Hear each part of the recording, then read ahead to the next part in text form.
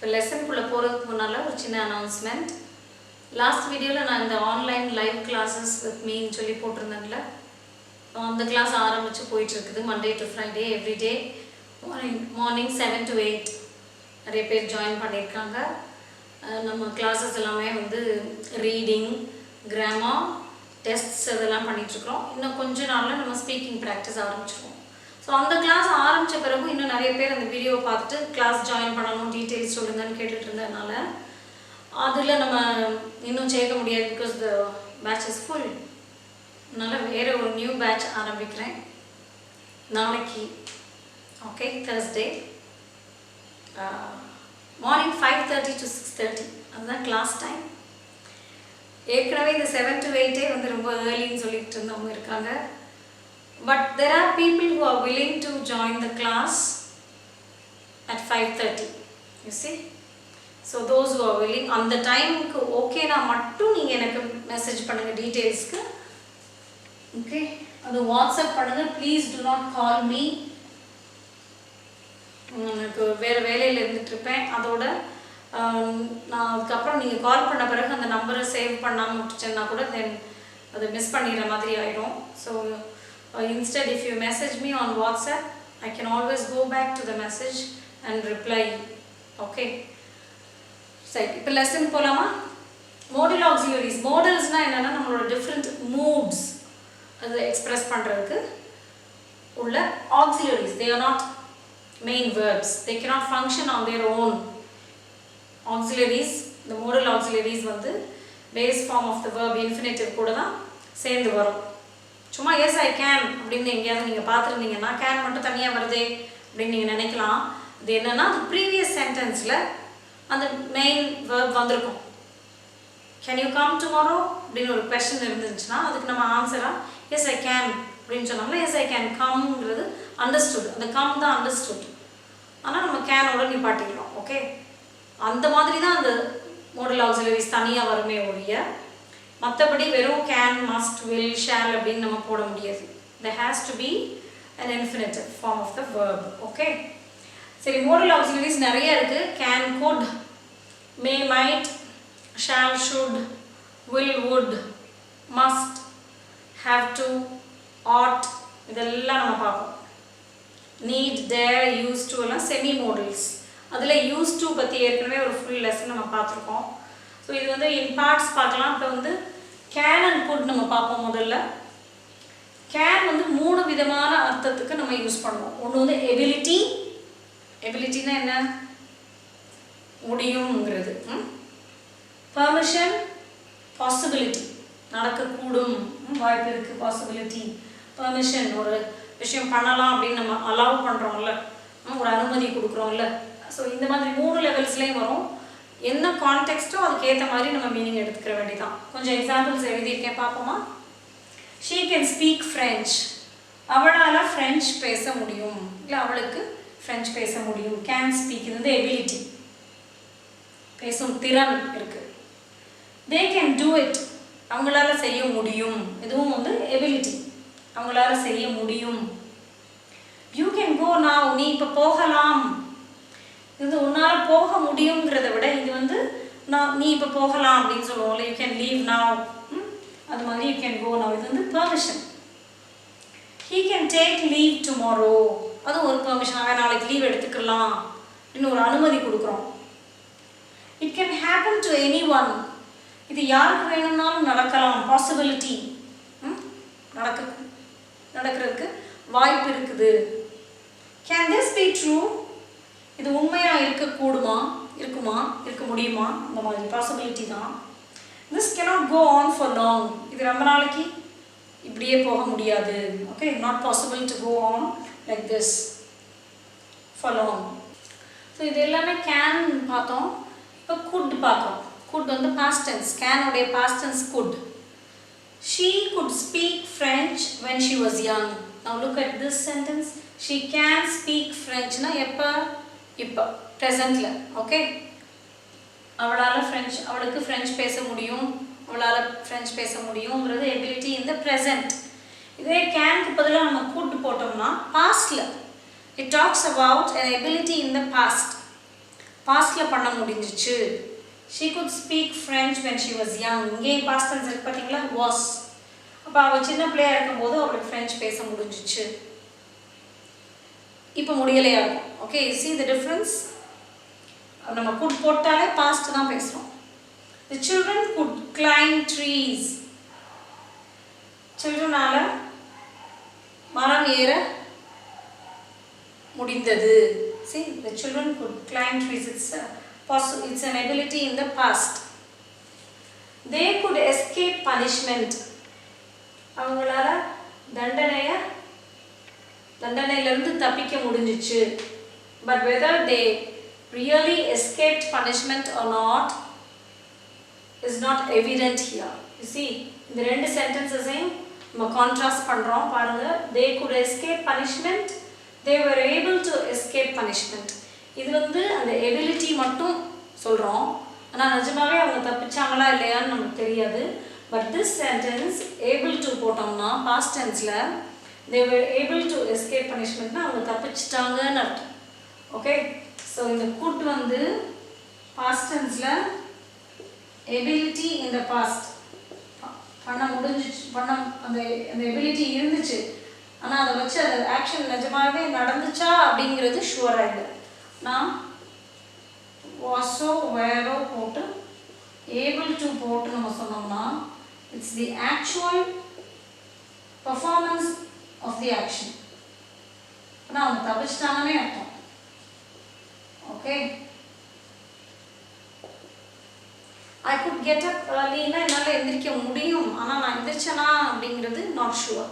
See, could in the present and future. இப்போ இந்த சென்டென்சஸ்லாம் நம்ம பாஸ்ட் பார்த்தோம். இது ப்ரெசென்ட்லேயும் நம்ம could போடுறோம். நிறைய பேருக்கு இதுதான் டவுட். கேனோட பாஸ்ட் டென்ஸ் couldன்னு சொல்கிறோமே, அப்புறம் எதுக்காக நம்ம ப்ரெசென்ட்லேயும் அதை யூஸ் பண்ணுறோம் அப்படின்ட்டு நம்ம பார்ப்போம் எந்த கான்டெக்ஸ்ட்டில் நம்ம போடலான்ட்டு. ஃப்யூச்சருக்கு கூட நம்ம could போடலாம். இப்போ could பாஸ்ட்டுக்கு போடலாம், ப்ரெசென்ட்டுக்கு போடலாம், ஃப்யூச்சருக்கும் போடலாம். I could attend the meeting tomorrow. நான் அதனால தான் நான் இங்கே டுமாரோங்கிற வேர்டே போட்டிருக்கேன். ஏன்னா அது ஃப்யூச்சரை இண்டிகேட் பண்ணுற சென்டென்ஸ் தான். இருந்தாலும் நம்ம could போடலாம். ஸோ போட்டால் என்ன அர்த்தம்? இது ரொம்ப ஷுவராக இல்லாமல் சொல்கிறப்ப நம்ம could போடலாம். I can attend the meeting tomorrowங்கிறப்ப நம்ம கொஞ்சம் கான்ஃபிடென்ட்டாக சொல்கிறோம், என்னால் நாளைக்கு மீட்டிங் அட்டென்ட் பண்ண முடியும்னு. இந்த கேனுக்கு பதிலாக could போட்டோம்னா அது கொஞ்சம் பாசிபிலிட்டி கம்மியாயிடுது. நாளைக்கு நான் மீட்டிங் அட்டென்ட் பண்ணுறதுக்கு உண்டான வாய்ப்பு லெஸ்ஸாக இருக்கும்போது, when you are hesitant about it, when you are not sure of it, when you are less confident of it, we prefer could. Okay, could you please give me the details? இதை பாருங்க, இது present தான். இப்போ தான் கேட்குறோம் யார்ட்டையோ. could you please show me the way? could you please help me? இதில் என்னன்னா it's a polite way of asking someone for some help. இப்போ நம்மளோட ஈக்குவல்ஸ் கிட்டையும் நம்மளோட காலீக்ஸ் கிட்ட நம்ம பேசுகிறப்ப கேன் சொல்லலாம். ஆனால் சீனியர் பீப்புள் கிட்ட, சுப்பீரியர்ஸ்கிட்ட பேசுகிறப்ப நம்ம could சொல்லுவோம். It's a more polite way of asking. could you please give me the details? could you please share his number with me? அந்த மாதிரி you could have இது மாதிரி இது வேறு couldோட சேர்த்து perfect infinitive போட்டுப்போம். have போட்டு past participle. you could have informed me.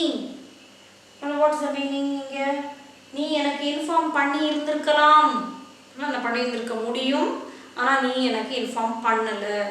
So இந்த ஆக்ஷன் நடக்கலை, ஆனால் நடந்திருக்கலாம். you could have informed me.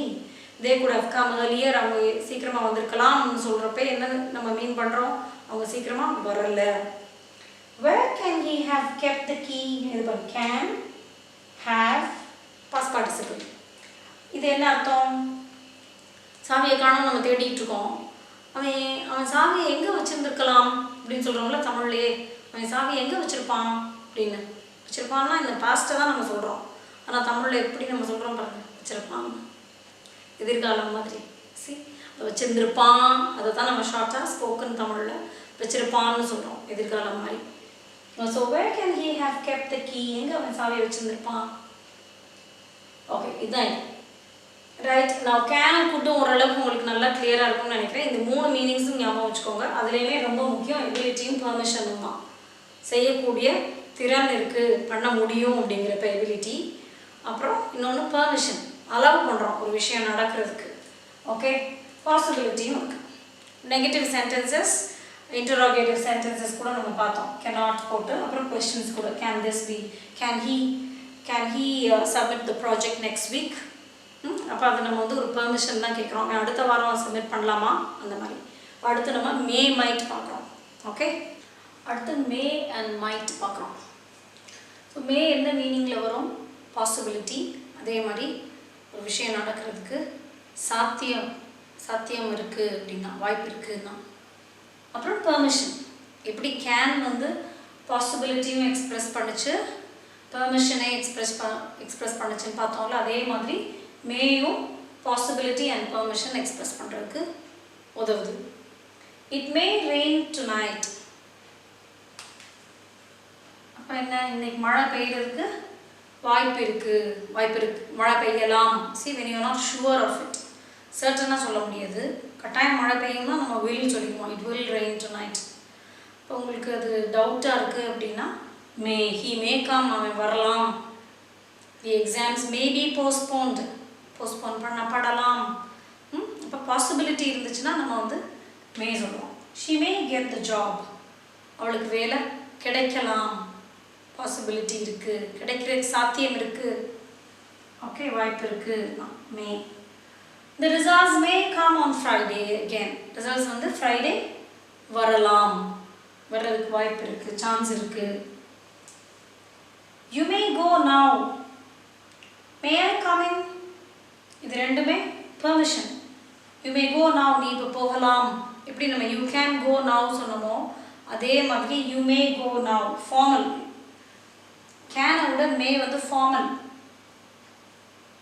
அதே மாதிரி நம்ம எங்கேயாவது நம்ம போகிறோம், உள்ளே வரலாமான்னு கேட்குறப்ப ஸ்கூல்ஸ்லேயே வந்து கிளாஸ் ரூம்குள்ளே வரும்போது ஸ்டூடெண்ட்ஸ் வந்து டீச்சர்கிட்ட கேட்குறாங்கல்ல மே ஐ கம் இன்னு. இப்போ இது பர்மிஷன் தான், ஃபார்மல் கான்டெக்ஸ்ட். ஓகே, மே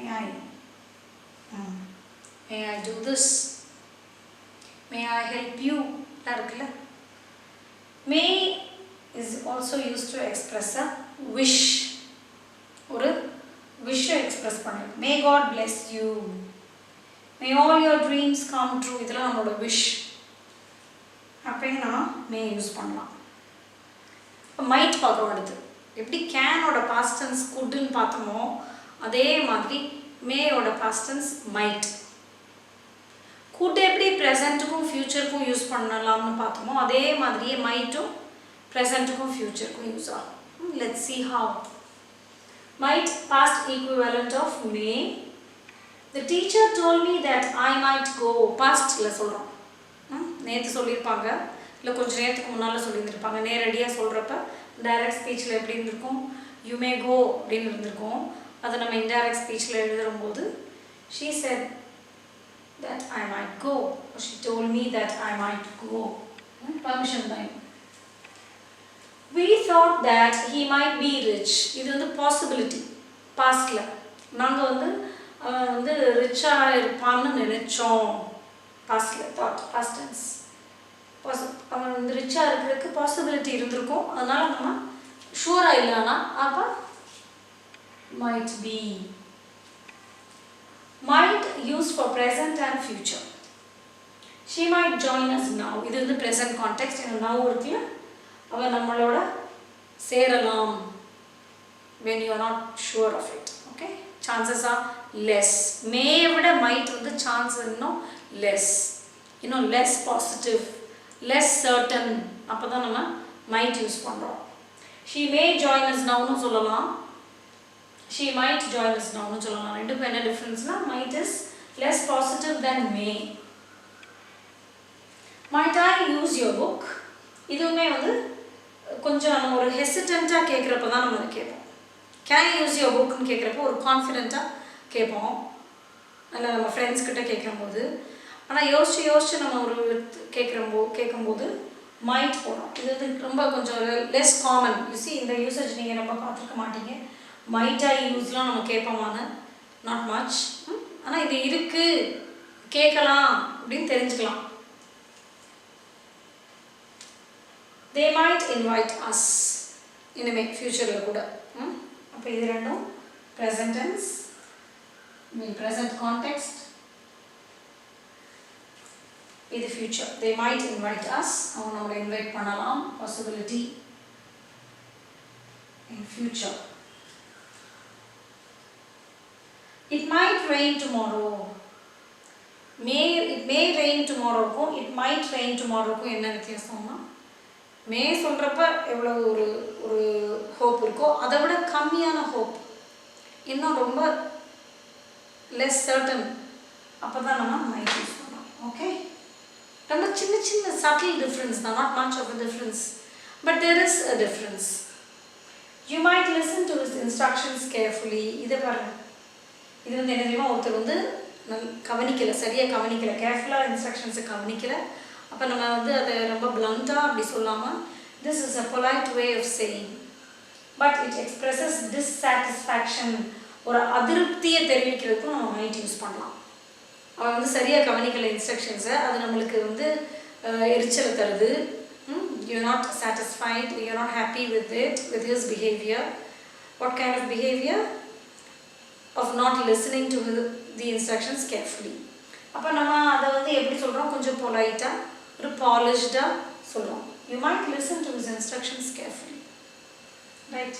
ஸோ நம்ம இப்போ மே might பார்த்தாச்சு, அடுத்து will and would பார்க்கலாம். ஓகே, இப்போ will and would பார்ப்போம். will பாருங்கள் எத்தனை லெவல்ஸ் ஆஃப் மீனிங் எக்ஸ்ப்ரெஸ் பண்ணோன்ட்டு. willingness, நம்மளா ஒரு பிரியப்பட்டு ஒருத்தருக்கு எதாவது ஹெல்ப் பண்ணுறோம்னு சொல்லி ஆஃபர் பண்ணுறோம்னா நம்ம அது வில்லிங்காக சொல்கிறோம்ல, அதான் வில். சரி, அதே மாதிரி வில் வந்து ஒரு டிட்டர்மின்டாக ஒரு உறுதியாக சொல்கிறப்ப வில் பவர் எல்லாம் சொல்கிறோம்ல, ஸோ அந்த மாதிரி டிட்டர்மினேஷனுங்கிற மீனிங்லேயும் யூஸ் பண்ணுவோம். ஸோ சம்படி இஸ் சஃபரிங், நம்ம வந்து okay don't worry I help you சொல்கிறோம்ல, so you are willing to help the other person. இப்போ நம்ம எக்ஸாம்பிள்ஸ் பார்ப்போம். I will teach you grammar, இது வந்து வில்லிங்காக நம்ம ஆஃபர் பண்ணுறோம், அந்த மாதிரினா இந்த வில்லிங்னஸில் எடுத்துக்கலாம். Then promise, you promise somebody that you will do it. இல்லை I will help you, இல்லை நம்மளே நமக்கு தானே சொல்லிக்கிறதுனாலும் சொல்லலாம். I will pass the exam. See, the third one, நமக்கு நம்மளே சொல்லிக்கிறோம், determination, ஒரு உறுதியோட I will get the job. இல்லை you are making a promise to someone, I will get the job, wait and see, அந்த மாதிரிலாம்.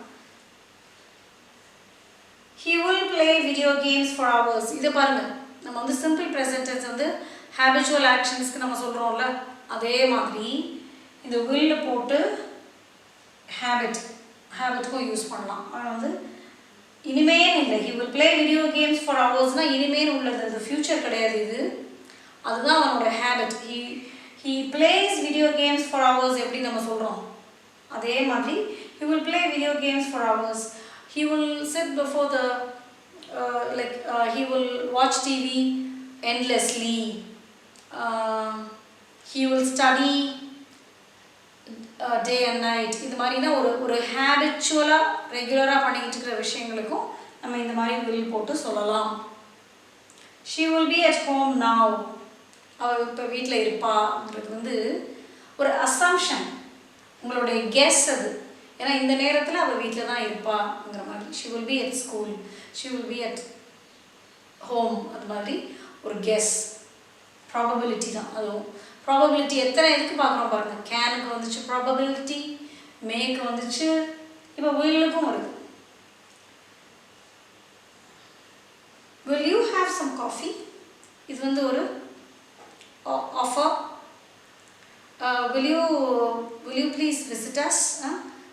Will you attend our marriage? So அதெல்லாம் வந்து ஒரு இன்விடேஷன், ஒரு request. will you help me? So இதெல்லாம் வந்து invitation, request அந்த மீனிங்கில் வருது.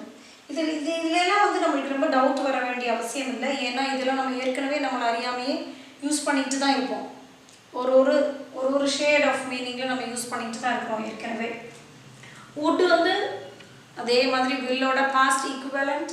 she said that she would help us. pastல I will help you னு அவங்க நேரடியாக நம்மக்கிட்ட சொன்னதை நம்ம ரிப்போர்ட்டட் ஸ்பீச்சில் சொல்கிறோம்னா she said that she would help me. She would help us. they would fight among themselves for no reason. So இது வந்து இதே habit தான், past habit. அவங்களுக்கு வேற வேலையே இல்லை, ஒரு காரணமும் இல்லாமல் அவங்களுக்குள்ள சண்டை போட்டுக்கிட்டே இருந்தாங்கங்கிறது தான் பாஸ்ட் தான். ஆனால் தமிழ்லையுமே நம்ம அந்த மாதிரி இருந்தாங்கன்னு சொல்கிறத விட இருப்பாங்கன்னு சொல்லுவோம். அவங்க ஒரு 4-5 வருஷம் முன்னாடி இவங்க 2 பேரும் அவங்களுக்குள்ள சண்டை போட்டுக்கிட்டே இருப்பாங்க அப்படின்னு சொன்னோம்னா அது வந்து ஒரு regular action or habitual action in the past. Would you please come with me? இது வந்து more polite. இப்படி கேனை விட could more politeன்னு பார்த்தோமோ அதே மாதிரி will விட would more polite.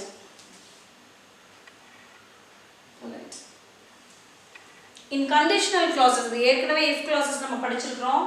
So conditional clausesல would-ஓட the perfect infinitive வந்துச்சுன்னா would have reached, would have told, இதெல்லாம் எந்த மாதிரி மீனிங்கில் வரும் பாருங்க. Okay. If he had started early, இது type 3. இங்கே வந்து past perfect tense வருதுல்ல. If he had started early, he would have reached home on time. அவன் சீக்கிரம் கிளம்பி இருந்தான்னா அவன் டைமுக்கு வீட்டுக்கு வந்து சேர்ந்துருந்துருப்பான். So it means the action did not happen, an unfulfilled action in the past. நடக்கலை, ஆனால் நம்ம அதை அப்புறமா அப்படி பேசுகிறோம், இப்படி நடந்துருந்துச்சுன்னா இப்படி நடந்துருந்துருக்கும் அப்படின்னு. ஸோ இந்த கண்டிஷனை தான் நம்ம வைக்கிறோம். இந்த கண்டிஷன் ஃபுல்ஃபில் ஆகிருந்துச்சுன்னா பாஸ்ட்டில் இந்த results நடந்துருந்துருக்கும். He would have reached home நாலே என்ன அர்த்தம்? He did not reach home on time தான் அர்த்தம். If I had known about it, I would have told you. எனக்கு தெரிஞ்சிருந்துச்சுன்னா நான் உனக்கு சொல்லியிருந்திருப்பேன். Which means எனக்கு தெரியலை, அதனால நான் உனக்கு சொல்லலைன்னு அர்த்தம். I did not know, so I did not tell you. அந்த அர்த்தம் தான் அது. அதை நம்ம கம்பைன் பண்ணி if clause எழுதுகிறோம்னா இது past perfect tenseல போட்டு இங்கே வந்து would have would have told தான் போடணும்னு கட்டாயம் இல்லை, could have told கூட போடலாம். ஆனால் என்ன டிஃப்ரென்ஸ்? நான் உனக்கு சொல்லியிருந்திருப்பேங்கிறது I would have told you, I could have told you சொன்னோம்னா என்னால் உனக்கு சொல்லியிருந்திருக்க முடியும்னு அர்த்தம். ஓகே, ஸோ இதெல்லாம் இந்த டிஃப்ரென்ஸ்லாம் மட்டும் கூட ஒரு ஷார்ட் வீடியோ நம்ம பார்க்கலாம். இந்த ஆக்சிலரிஸ்மே இதோட முடிஞ்சிடல, இன்னும் வந்து ஷால் ஷுட் இருக்குது, மஸ்ட் இருக்குது, ஹேவ் டு இருக்குது. ஸோ அதெல்லாம் வந்து ஒரு பார்ட் 2 லெசனாக பார்க்கலாம் மாடல் ஆக்சிலரிஸில். ஓகே, ஸோ இப்போ இன்றைக்கி என்ன பார்த்தோம்? Can, good, May, might, will, would, இந்த 3 pairs நம்ம பார்த்துருக்கோம். ஓகே, இதில் ஏதாவது டவுட்ஸு கொஷின்ஸ் இருந்துச்சுன்னா நீங்கள் காமெண்ட்ஸில் கேளுங்க. லெசன் பிடிச்சிருந்துச்சுன்னா அவசியம் உங்கள் ஃப்ரெண்ட்ஸ்க்கு ஷேர் பண்ணுங்கள். அப்புறம் இந்த ஆன்லைன் லைவ் கிளாஸஸ் ஜாயின் பண்ணணும்னா எனக்கு மெசேஜ் பண்ணுங்கள் வாட்ஸ்அப்பில். Please don't call me, okay, and take down the number. Right, the time when 5:30 to 6:30. இப்போ you can join the latest by this Monday, 24th of August. அதுக்கு மேலே நான் வந்து சேர்த்துக்கல, ஏன்னா you will miss the early initial part of the course. Okay, so இப்போ நாளைக்கு class ஆரம்பிக்கிறோம். நாளைக்கு கழிச்சு, because some people may watch this video a little later. அப்போ உங்களுக்கு தெரிய வர்றதே லேட்டாக தெரிய வரும். ஸோ எப்படியும் ஒரு 4 நாள் இருக்குது. அப்போ மண்டே கூட நீங்கள் லேட்டஸ்ட்டாக ஜாயின் பண்ணிக்கலாம், not after that. Okay, right, thank you for வாட்சிங்.